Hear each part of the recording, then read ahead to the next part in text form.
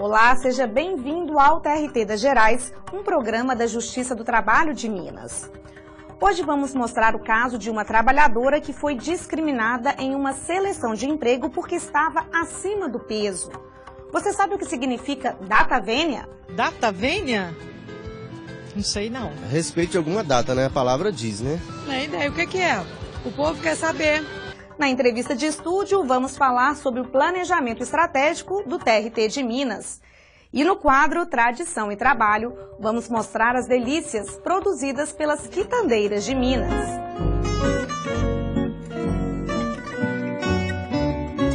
Tudo isso agora no TRT das Gerais.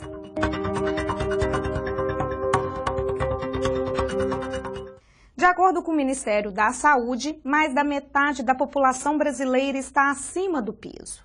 Muita gente sofre preconceito no serviço por causa dos quilos a mais. Aqui em Minas, uma trabalhadora foi discriminada em um processo seletivo para uma vaga de emprego. Veja na reportagem de André Salles. Vendo assim, fica difícil imaginar que Silvia já pesou mais de 100 quilos. Depois de mudar os hábitos e fazer um procedimento de redução de estômago, a motorista ganhou qualidade de vida e, ainda por cima, notou a diferença na forma como as pessoas a viam. Hoje as pessoas me veem diferente, porque a pessoa, o que eu senti é que quando a pessoa é gordinha, parece que a pessoa não se cuida, a pessoa não se ama. Então, e não é isso, né? E não é isso. A obesidade é uma doença. Então hoje eu sou vista diferente, eu percebo isso no tratamento das pessoas. O sobrepeso era motivo de preconceito em diversas situações. Até no trabalho, Silvia se sentia prejudicada. Eu trabalhava numa outra empresa, né? Uma empresa privada, e lá a gente era uma equipe de vendedores e os vendedores sempre tinham preferências do que eu, né? Eles tinham as vantagens que eu não tinha. E hoje, graças a Deus, eu não sofro isso mais. Caso ainda mais grave aconteceu em uma empresa do ramo de siderurgia. Uma mulher deixou de ser contratada porque o exame admissional dela apontou sobrepeso. A companhia foi condenada a arcar com danos morais, uma vez que características físicas, aparência e idade não podem ser critério na hora de selecionar empregados. Todo direito, não existe nenhum direito no ordenamento absoluto. Todo direito tem limites. Né? E esse limite é imposto pelo próprio ordenamento, no caso é o ordenamento constitucional. A empresa tem o direito de seleção, de escolha de seus funcionários, mas ela não pode abusar desse direito. E quando que ela abusa desse direito? Quando ela usa algum motivo discriminatório para não admitir o empregado. O desembargador encontrou elementos suficientes para comprovar que a questão do peso foi determinante para que a mulher não fosse contratada. A discriminação, em geral, ela nunca aparece de uma forma clara. A discriminação, ela sempre tem encoberta. Foi alegado de que não havia cinto de segurança capaz de suportar o peso da trabalhadora, né? Então isso era mais ou menos quase que incontroverso. Estava de uma forma velada, mas quase que foi incontroverso. Realmente a não admissão da trabalhadora se deu em razão do seu peso. Ainda segundo o magistrado, a fixação do dano moral se deu com base em critérios objetivos, como o porte da empresa reclamada. Existem estudos no sentido de que as pessoas acima do peso, com sobrepeso, são discriminadas na contratação. Já está se sentindo isso, inclusive por parte dos departamentos médicos das empresas. E isso com uma roupagem de uma escolha médica, por motivos médicos, mas na verdade é muito mais uma questão de discriminatória, né? do que médico, porque se fosse uma questão médica, a pessoa teria que um tratamento, teria, inclusive, poderia ficar até afastada pela Previdência Social. De forma alguma, nós podemos admitir que a empresa tenha isso como critério, né? Então, isso, no caso, inclusive, envolveu duas grandes empresas e, principalmente, as grandes empresas que têm que dar esse exemplo. Agora é hora do quadro Que é isso? Você sabe o que significa data vênia? Que é isso? Que é isso? Que é isso? Que é isso? Que é isso? Que é isso? Data vênia? Eu sei que é um termo jurídico que ele deve... Tomara que aconteça um negócio assim. Uma data. Data vênia? Não sei não. Respeite alguma data, né? A palavra diz, né? Agora eu não sei o que e o porquê. Data vênia? Não sei, nem imagino. Nem ideia. O que é? O povo quer saber. O que é isso? Data vênia é uma expressão latina utilizada por todos os operadores do direito, seja juiz, advogado, promotor, desembargador, e é uma forma de pedir licença para discordar de um ponto de vista da pessoa com a qual se fala, com o interlocutor. Então, você quer discordar de um juiz, ó, data vênia de seu entendimento, mas eu entendo em sentido contrário. É mais ou menos uma desculpa por estar discordando do interlocutor. A Comissão de Planejamento Estratégico promove o desenvolvimento e a atualização da gestão administrativa do TRT de Minas. E o planejamento para os próximos 5 anos já está pronto. Acompanhe a entrevista da repórter Camila Cambraia.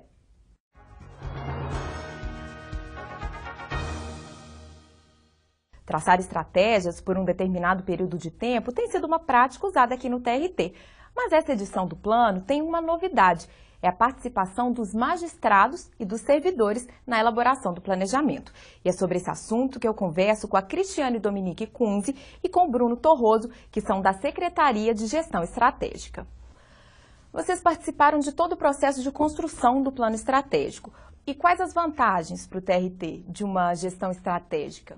A gestão estratégica por si só, ela estimula a definição de prioridades. Mas isso nem seria a grande vantagem, na minha visão.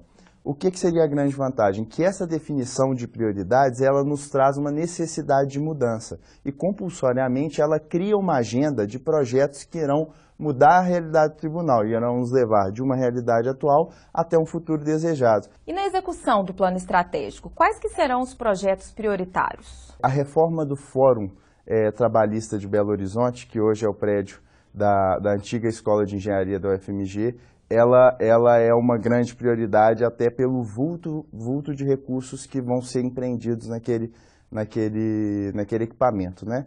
Além disso, a constituição de novos fóruns trabalhistas no interior, também a participação do tribunal na implantação de sistemas administrativos em âmbito nacional, que são definidos pelo CSJT.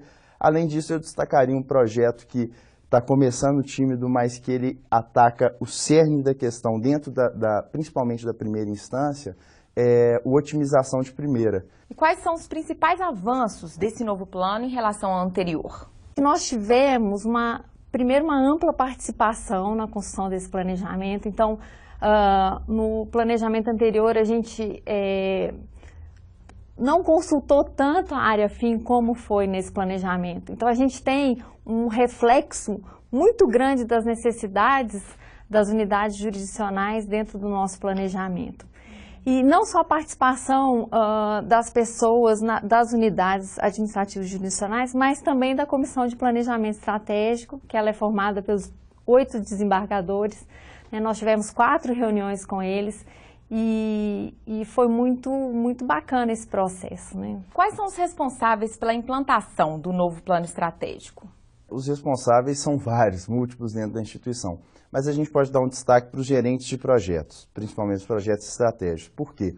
Porque os gerentes de projetos são os verdadeiros gestores da mudança. Eles que vão conduzir o tribunal àquela mudança necessária definida na estratégia para nos levarem da realidade atual ao futuro desejado. Hoje temos mais um episódio do quadro Acervo Histórico. Na Segunda Guerra Mundial, os trabalhadores tinham que pagar um bônus de guerra para auxiliar o governo nas despesas. Insatisfeito com a situação, um funcionário resolveu procurar a justiça. Acompanhe.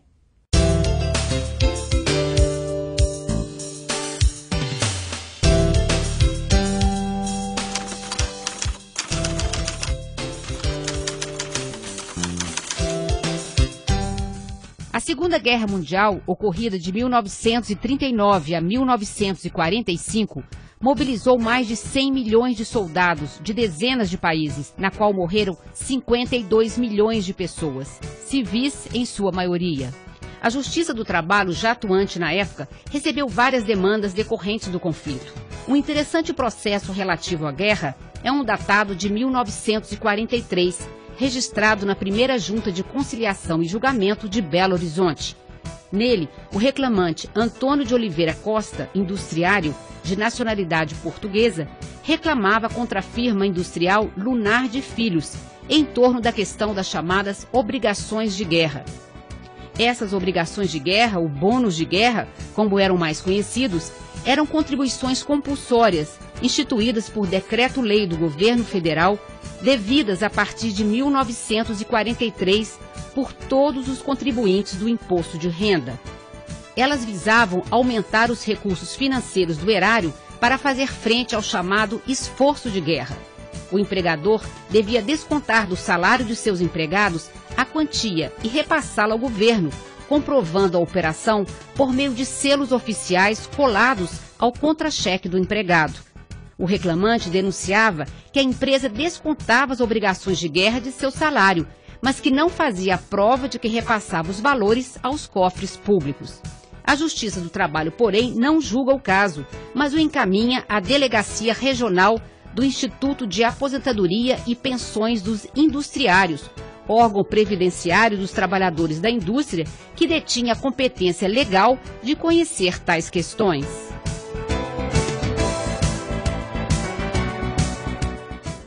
No próximo bloco, você confere os destaques jurídicos do TRT de Minas. Na nossa entrevista de hoje, vamos explicar quando o trabalhador tem o direito de receber um adicional pelo acúmulo de funções. E as delícias das quitandas mineiras no quadro Tradição e Trabalho. Não saia daí, daqui a pouco a gente está de volta.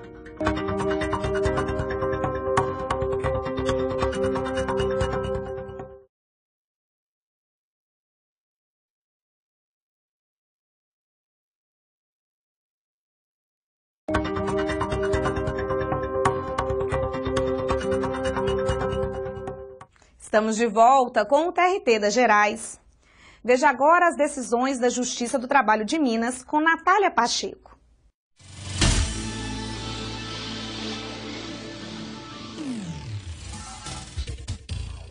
Motorista que foi impedido de frequentar refeitório será indenizado. Na decisão, a 4ª turma do TRT de Minas entendeu como discriminatória a proibição de que os trabalhadores da área mecanizada utilizassem o refeitório. Nos termos da Convenção 111 da OIT, a conduta da ré caracteriza discriminação no ambiente de trabalho. Para o desembargador relator do recurso, Júlio Bernardo do Carmo, nem mesmo a distância entre o refeitório e as frentes de trabalho justificaria a proibição. A turma classificou como ofensa moral o constrangimento imposto ao trabalhador, que se sentiu excluído em relação aos demais empregados. A indenização por danos morais foi fixada em R$ 3.000.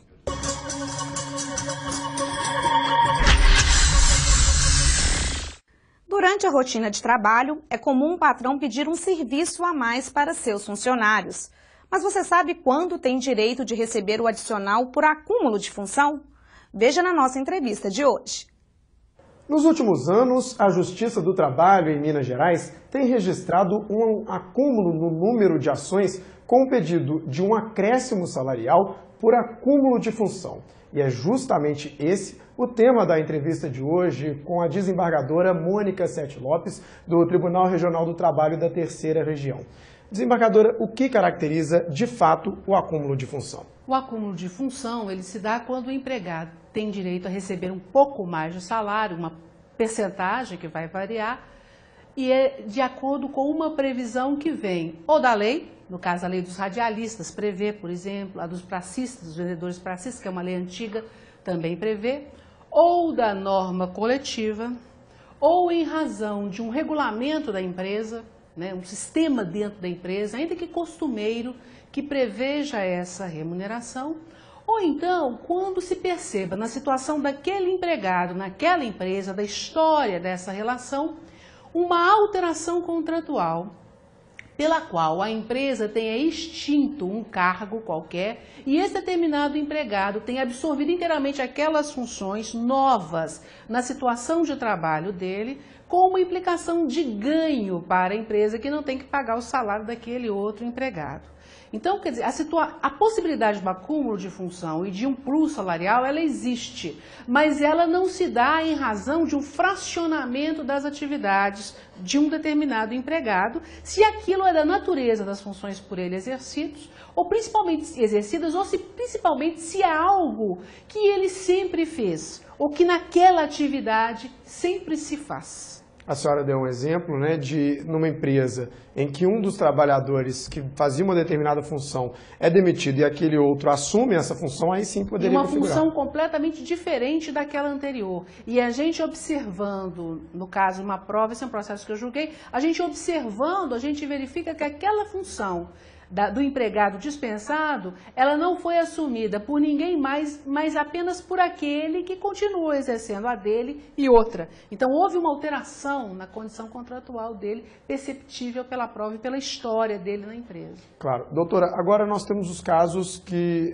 são o contrário, né? Ou seja, não existe o acúmulo de função. Aí, a experiência nos mostra casos assim, muito absurdos até. Por exemplo, uma auxiliar de cozinha que picava legumes, mas também lavava pratos. Então, ela pretende receber adicional por acúmulo de função porque lavava pratos. Quando, na verdade, esta é uma atividade costumeiramente exercida, as duas, por quem trabalha na cozinha. E não houve alteração nenhuma na situação dela. No caso do caminhoneiro, um caminhoneiro que sempre pôs lona no veículo. E, de repente, ele vem com a ação pedindo um adicional pelo enlonamento, quando não há nenhuma base jurídica para uma remuneração destacada por algo que ele sempre fez. E que não é descompassado com aquela atividade, faz parte dela, faz parte da história costumeira daquela determinada atividade. É preciso que haja uma razão jurídica dentro daquilo que são os preceitos do direito do trabalho que justifique a remuneração. Ou porque venha da lei, ou porque venha da norma coletiva, ou porque venha de um regulamento da empresa, ou porque venha do próprio contrato, ou porque venha desta alteração de circunstâncias dentro da experiência histórica do empregado na empresa. No quadro Encurtando Distâncias de hoje, vamos até Sete Lagoas. Localizada na região central de Minas, a cidade é conhecida por atrair muitos praticantes do voo livre. Boa Vista, José Félix Cercadinho, Matadouro, Catarina, José Paulino e da Chácara. Esses são os 7 nomes das lagoas do município de Sete Lagoas, localizado na região central de Minas, a cerca de 70 quilômetros de Belo Horizonte. Bares, feiras e diversos locais para diversão instalaram-se às margens de suas lagoas, local ideal de encontro para lazer ou caminhadas. A prática do voo livre é comum na cidade. Todos os anos, de setembro a novembro, os céus de Sete Lagoas se enchem de parapentes. Com aproximadamente 214 mil habitantes, a cidade é um grande polo industrial. Importantes empresas instalaram-se no município, que é também polo da indústria mineira de Gusa e figura entre os 10 maiores de Minas. A Justiça do Trabalho chegou à cidade em 1979. O Foro de Sete Lagoas conta com 3 varas do trabalho. Em cada vara tramitam, em média, 2.500 processos por ano. O processo judicial eletrônico chegou à cidade em agosto de 2013. Broa, bolos, biscoitos. O Brasil inteiro conhece as delícias produzidas em Minas. as quitandas ganharam mercado sem deixar de lado o gosto caseiro. Hoje, os filhos de quitandeiros são os responsáveis por manter vivo este costume mineiro. É o que você vai ver agora no quadro Tradição e Trabalho.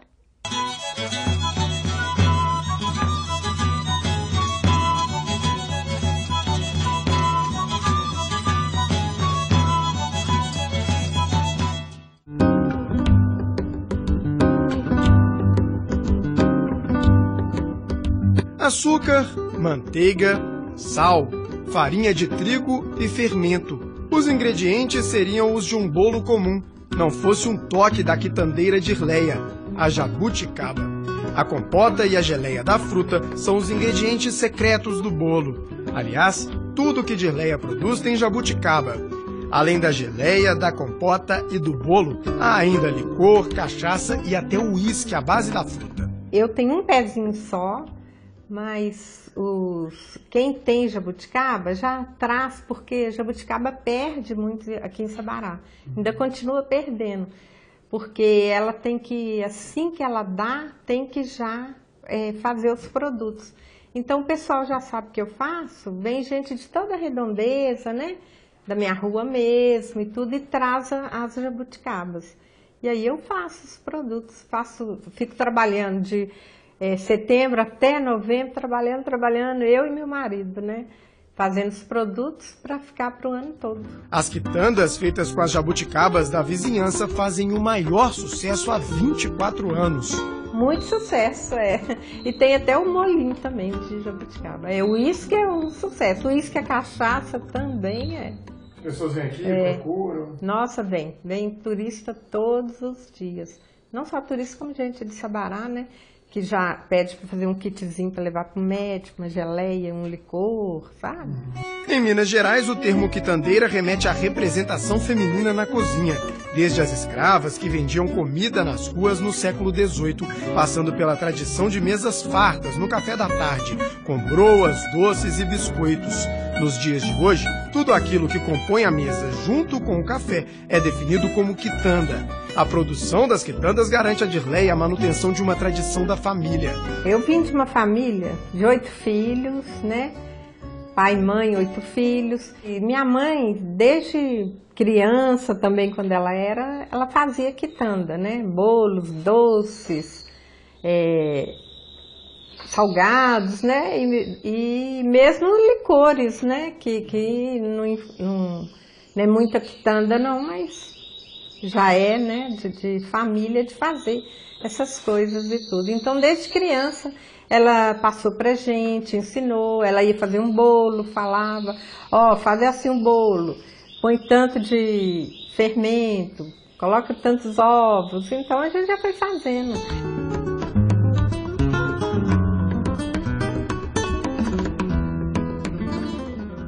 A tradição das quitandeiras é preservada graças a profissionais como Iara, que se dedica ao resgate de produtos típicos da cozinha mineira.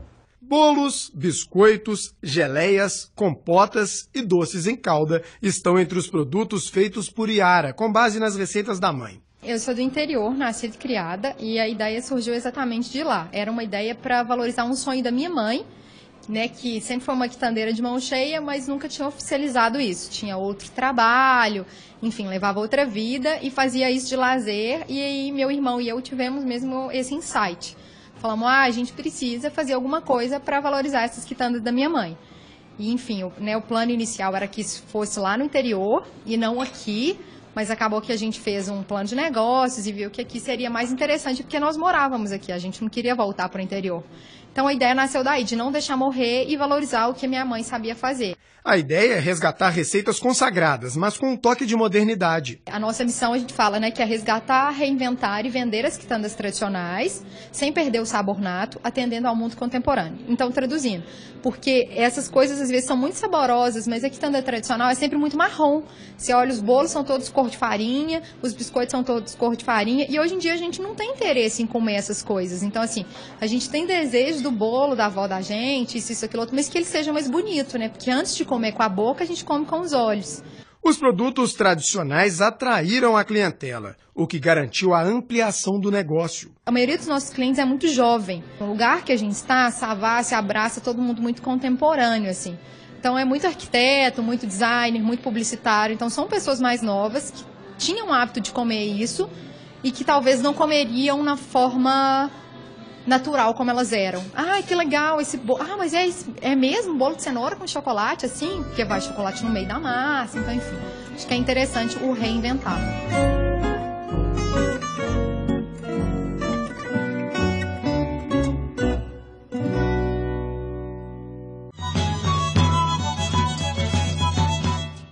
O TRT das Gerais fica por aqui. Assista as reprises deste programa toda terça e quinta-feira às 10 horas da noite e sexta-feira às 10h30 da manhã aqui mesmo na TV Justiça. Você pode acessar a nossa programação no site trt3.jus.br. Também estamos no YouTube, Facebook e no Twitter. Semana que vem a gente volta com mais notícias de Minas. Até lá!